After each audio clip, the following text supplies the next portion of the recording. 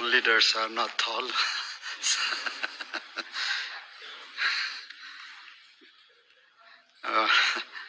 Your Excellency William Samoei Ruto, President of the Republic of Kenya and champion of the Africa Union institutional reforms, Excellencies, Heads of State and Government, Your Excellency Musa Faki Mohammed, Chairperson of the African Union Commission, distinguished ministers and delegates, and ladies and gentlemen. Allow me to express my sincere gratitude to the people and government of the Republic of Kenya for the warm and gracious hospitality extended to me and my delegation.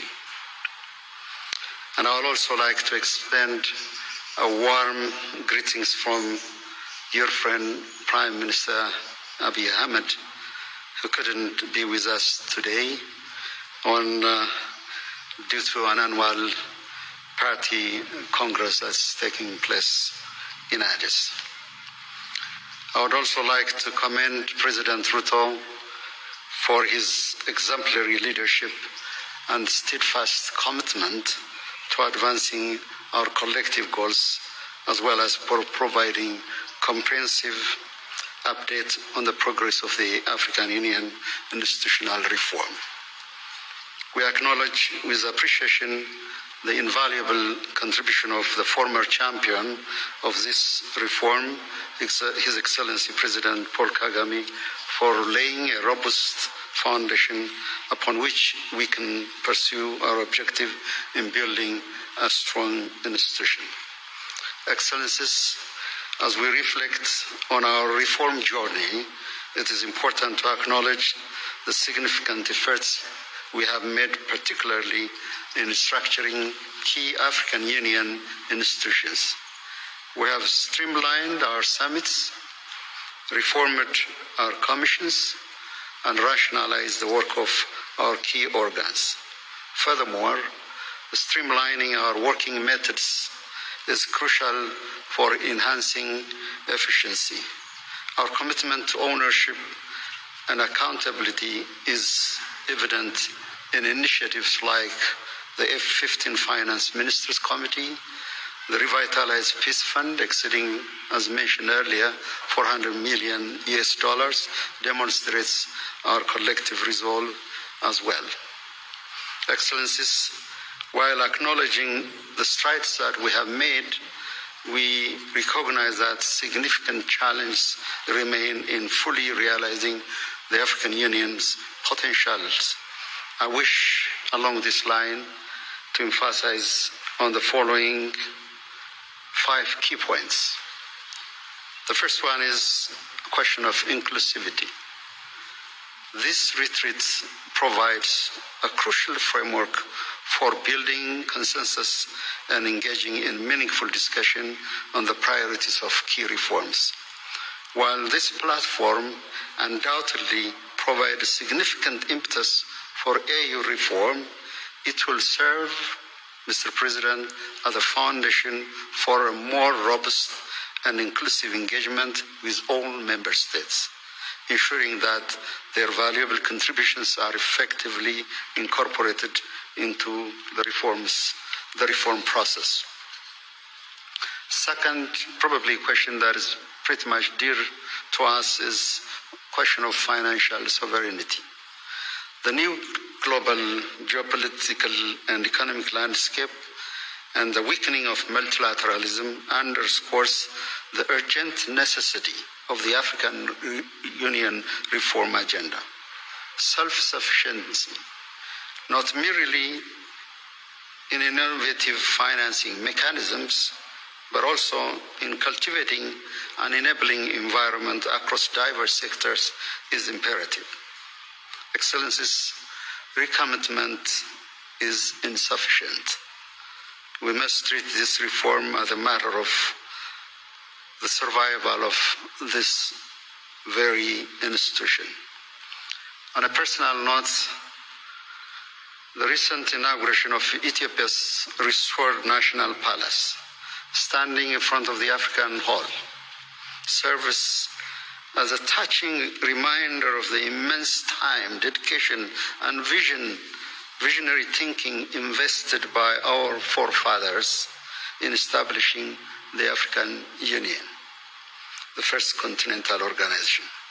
Jomo Kenyatta, Kwame Nkrumah, Haile Selassie, Secretary Gamal Abdel Nasser, and many more. Endeavor was a Herculean task, and our reform agenda, if not more demanding, is certainly no less daunting.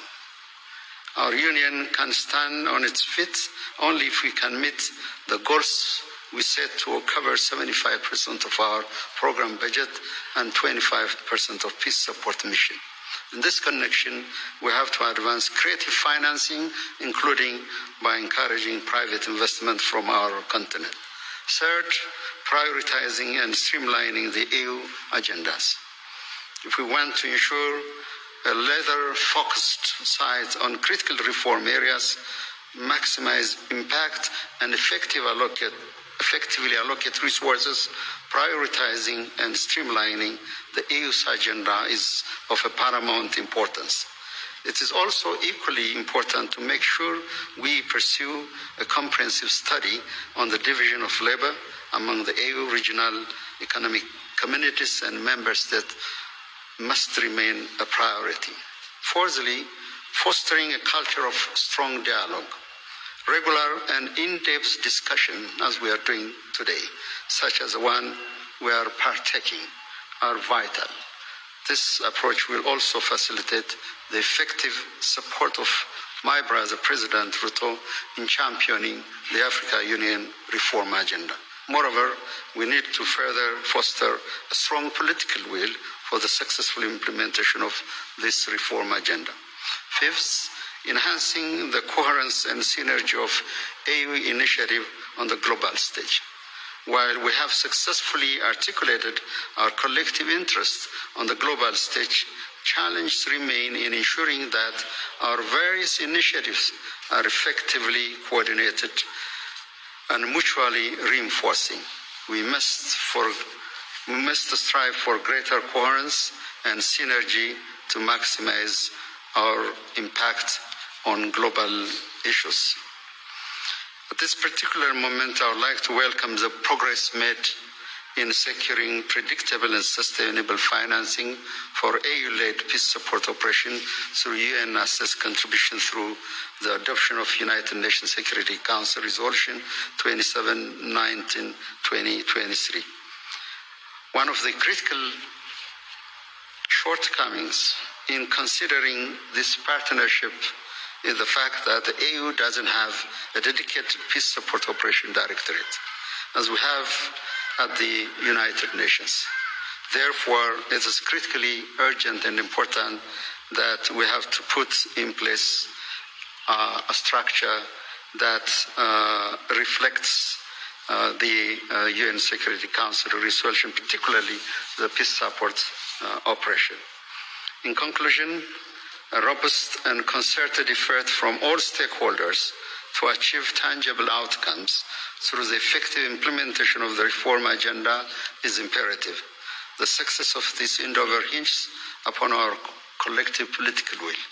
Let us therefore work together to ensure that the African Union emerges as a stronger, more unified, well-equipped, effective institution to address the challenges of the 21st century.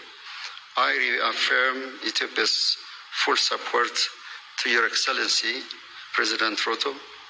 I have heard your deep introspection, your thoughts, and forward-looking proposals, and I assure you that you have our full support, and I wish you a successful implementation of the African institutional reform agenda.